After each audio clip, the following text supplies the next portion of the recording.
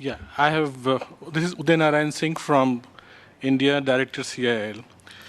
I have three very brief questions. One to start with for Your Excellency Fernando Valenzuela. Last week, there was a European Commission event in New Delhi where Commissioner Orban was present. And one of the papers, one of the studies which was presented there, said that if all the 23 languages of the European Commission were to be used and translators were to be employed for all of them, then that will eat up 90% of the budget of the EU.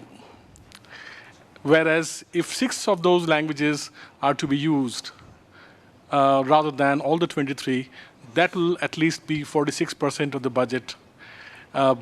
Is this kind of stock taking done officially? Because this was one of the academic papers. Has it been done officially? This is one question.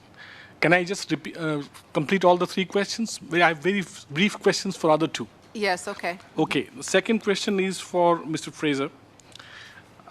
Is there a move to foreground some of those very small, tiny, surviving indigenous languages of Canada to make them official, give them some kind of a legal, official, constitutional status? So, because we have heard about the English and French debate, but you haven't mentioned anything about the other small groups. So I was wondering if there is some move from your end. The third is a question for the Maori Commissioner from New Zealand. The 35 years of planning for Maori language, you have said, given very nice description about how this has affected the radio system, the televisions that have come out. What happened to the print and publication scenario in Maori? Is there any change? All right, thank you for those questions. Mr. Valenzuela, would you like to begin? Thank you. Yes, certainly these kind of studies are carried out regularly at the EU because we have to know what we are doing, how much it costs, and what alternatives could be there, at least in theory. But it's not in any way something that is starting a review of our policy. Our policy cannot be reviewed and cannot change because it's the price of an integration process. If we were an international organization, it could happen, or it could be envisageable that we apply a different linguistic policy, but being an integration process, it is unthinkable that any citizen of the European Union would not receive in his own language the legislation, for instance, or that their representatives to the European Parliament, not to a body of an intergovernmental organization, but a parliament, could not express himself or herself in his own language. So these are completely different things.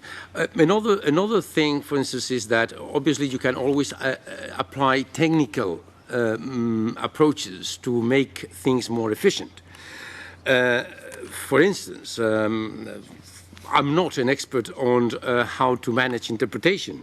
We have here our colleagues interpreting what we are saying now. But you can imagine that technically it was a challenge to have interpretation to 23 languages in a session like this one. But fortunately, it seems that they found the way to deal with it. Or it is also true, as I mentioned, and it's exactly true, any decision, the Commission cannot take any decision if it is not previously translated into the 23 languages.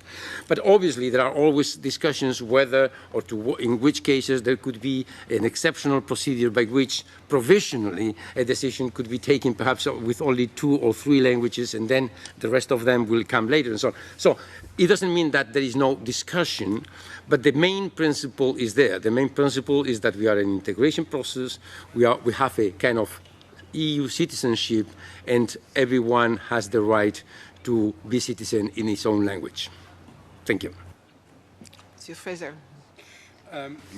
Yes, to answer your question, there are 1.7 million Aboriginal people in Canada. That's about less than 4% of the population.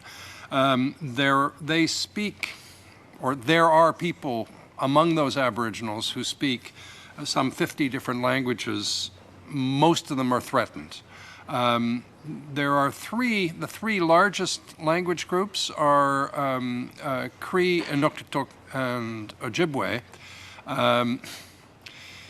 Inuktitut, although it is not the largest, is the most secure, in part because it's the most isolated, and also because the Nunavut government, which has a population of about 25,000 Inuktitut speakers, has passed legislation that makes English, French, and Inuktitut official languages of the territory.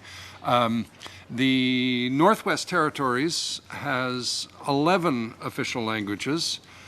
What that actually means in practice, in my experience, is that all of those languages have some interpretation facilities in the assembly, and some of those languages, there are social service centers that can deliver services in some of the small communities. But they certainly haven't moved to the level of official language status as a language of work, which I think is one of the key distinctions between granting official language status.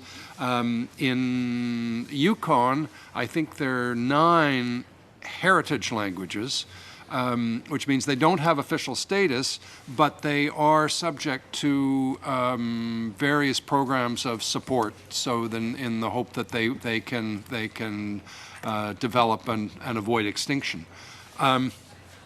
All of those languages are above the 60th parallel in the territories of northern Canada.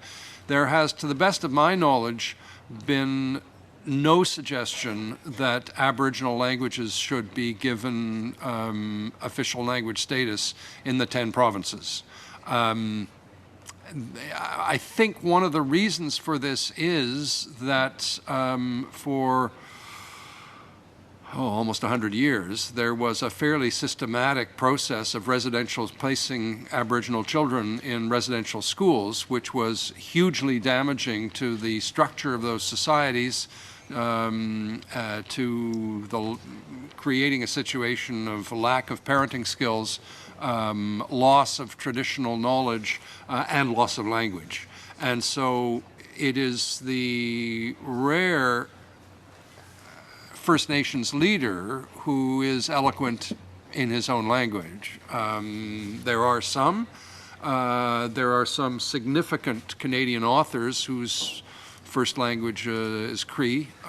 Thompson Highway was born on his father's trapline and grew up speaking Cree and has become a noted Canadian author.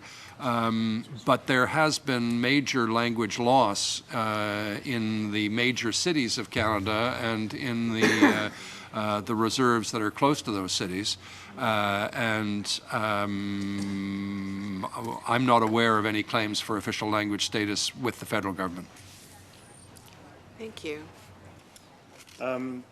Written and published material in New Zealand has run in tandem with the strategy that I spoke about in order to support the language nests that provide Māori language education to those who opt in between the age of 0 and 5, those in primary schools, those in secondary schools, and those in Māori universities. There has been a need to create the resources that help with the delivery of the whole curriculum in the Māori medium language. So large numbers of resources have been produced both by the government and by Māori communities themselves. Thank you. Yes?